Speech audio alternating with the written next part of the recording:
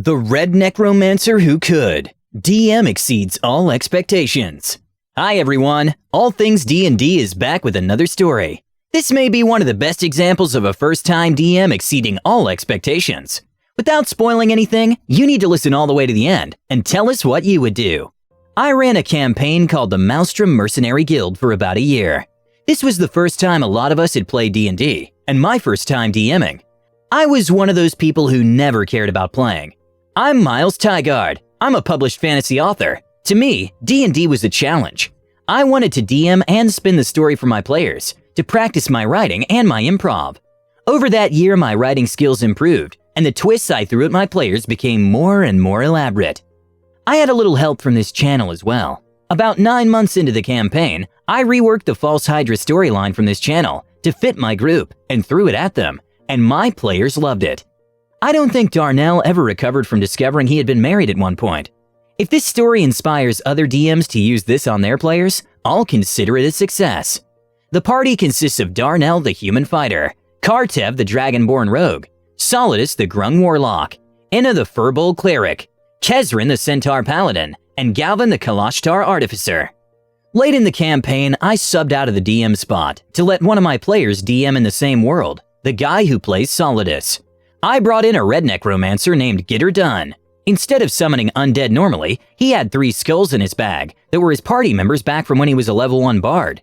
He couldn't remember their names, so the skeleton fighter was Jimbo, the skeleton archer was Bobby Joe, and the dwarven zombie was Jethro. I played him with a thick comedic redneck accent. The whole session was precisely engineered to make them not take the character seriously. Previously to this, I had each player pick an emotion. Angry, lonely, lost, hungry, fearful, envious, heartbroken. I never told them why. They each picked a unique emotion that they felt resonated with their character. More on that later. It's at this point I will reveal that Dunn is actually an 18th level character, and I was playing his simulacrum during the session, which was much closer to the party's power level. When the session was over, they all got back to the guild, where they found another Dunn. The Dunn I was playing dissolved into snow, and it was then that they learned it was only a simulacrum. They hadn't caught on to the fact that I wasn't regenerating spell slots during rests. When I returned to DMing, Dunn explained to the party that he was on the hunt for materials to make a device that could trap the soul fragments of Karsus, whom the party's been fighting against for the past real-world year. Karsus was the BBEG of the entire campaign. Passing himself off as the Dream God, Karsus had amassed a substantial following in the form of a cult that was doing his bidding where he couldn't. But Karsus couldn't interact with the world directly. He was only a vestige at this point. Beyond the cult, Karsus only had one other way of interacting with the world, his warlocks. Karsus had taken the form of a vestige after his fall, after trying to cast Karsus's avatar and swap places with the goddess of magic. As a vestige, the only way he could touch the world was through warlock pacts. He had in essence become a great old one. The cult and the warlocks were charged with gathering the fragments of his soul and putting them together so he could once again take the place of a god. Solidus was a warlock of the Great Old One, and the party found out that the true identity of this Great Old One was none other than Karsus. They told Dunn, who had an idea. He was going to build a box. Trapping the fragments of Karsus's soul in this here soul-stealing box would prevent Karsus from being able to come back and cast Karsus's avatar again to swap places with the true goddess of dreams, Sehanine Moonbow. Basically, building this box would win the campaign for the PCs. But to do it, he needed a few things.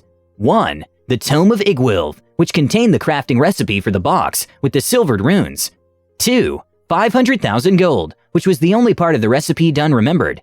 3. 6 doses of the Midnight's Tears poison. If the party could get all of these, Dunn could rid the world of Karsus once and for all, and the PCs would win the campaign. One problem. The Tome of Igwilv rested in the Shadowfell, with Igwilv the Witch Queen herself. What the PCs didn't know was that Igwilv once went by another name, Natasha, or Tasha for short. Yes, that Tasha, the creator of Tasha's Hideous Laughter, daughter of Baba Yaga. They had to convince the daughter of Baba Yaga to part with a very powerful magic book. On the way there, once they found the pieces to the Shadow Board that unlocked travel to the Shadowfell, they entered it. Remember those emotions they picked months ago? During the course of the journey, each player one by one turned into the Sorrow Sworn that governed the emotion they chose. I used the Sorrow Sworn stat blocks from Mordenkainen's Tome of Foes and Ulron's Guide to the Plains, Shadowfell for these. One by one, each player transformed and joined me behind the DM screen, getting a taste of what it was like to control the monsters and fight against the party. Eventually, after more than a month of real-world time in the Shadowfell, they learned to confront and master their emotions, and the bonds in the group grew. They finally met Igwilv, whose curiosity had been piqued by this party. She had, after all, been watching as they made their way to her abode. She granted them the favor of a conversation, and they learned that the true name of the Tome of Igwilv was actually the Book of Vile Darkness. The party began to ask questions among themselves. Why would Dun need such a book? What was it good for? I, of course, kept silent and let them speculate. Through some masterful role-playing, the party was able to convince Igwilv to let them borrow the book and brought it back to Dun. Dun spent his time gathering the materials for the box, while the party completed more guild contracts. But there was still the matter of the 500,000 gold crafting cost. Well, it just so happened that Darnell had a 400,000 gold bounty on his head for about a month of sessions, and Cult of the Dream God kept sending bigger and meaner bounty hunters after him. The next one was rumored to be the worst one yet, Baloth the Unrelenting. Upon hearing that name, Dun had an idea. Dun gave Darnell 2 rings of spell storing. The first one had Locate Person in it, and the second had Feign Death. The idea was for Darnell to accept the duel with Baloth, a duel he had no hope of winning, and fight until he was nearly dead. Baloth was min-maxed to be an expert grappler. As a 20th level character, he had a plus 17 to any athletics checks, a bonus action that could knock you prone, and multiple attacks per round. Once he got his hands on you, he would just hold you with one hand and punch you to death with the other. Darnell had no chance of winning the duel. The party pulled it off expertly. After a wonderfully convincing fight, Darnell activated both rings of spell storing and appeared to drop dead on Baloth's final punch. Baloth was convinced and took the body back to the guild, picking up the bounty money. The body was discarded, and the party traced it through the Locate Person spell. Once they recovered and revived Darnell, they ambushed Baloth and killed him for the 400,000 gold. Masterfully executed. At that point, the party had a little more than 100,000 gold saved up for several months, so they combined that with the bounty money for the grand total of 500,000 gold. Dun took 10 days to build the box with the silvered runes, the Soul-Stealing box, that was to be the end of Karsus. During that time, he paid Solidus, who is the party's alchemist, to make the 6 doses of Midnight's Tears poison. The players were antsy, barely able to contain their excitement. The end was near. They could smell it. They could taste it. The box was finished, and without hesitation they set out to bind the 3 fragments of Karsus' soul into it. They had never been more excited. They were about to beat their first ever D&D campaign. Over the next few weeks, the party took part in some grueling trials and battles, eventually gathering the 3 fragments of Karsus' soul. They brought them back to the Mercenary Guild, trapped and kept separated in enchanted glass vials, hanging from their hands, as if they were trophies of the party's courageous deeds. Dun thanked them and took the soul fragments. The players at my table were on their feet, cheering and clapping each other on the backs. They had done it. They had won. But I kept narrating. I asked them what they would do that night. They chose to sleep. When they awoke, I again asked them what they wanted to do.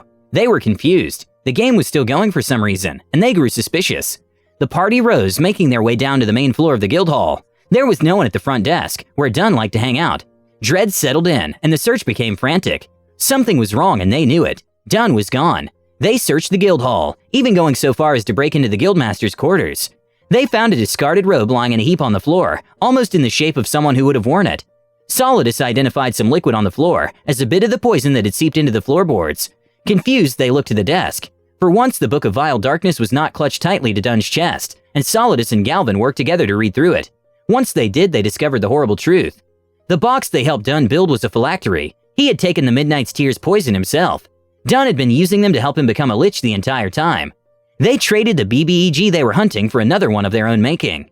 The campaign continues, and I may or may not be receiving death threats from my players. And that's how you trick your players into creating a BBEG. Well done, and I may just be borrowing that idea for my own games in the future. Please let us know what you think and comment below. Don't forget to subscribe to our channel, All Things D&D. Our next video will be posted in 3 days, so stay tuned for more amazing Dungeons & Dragons content.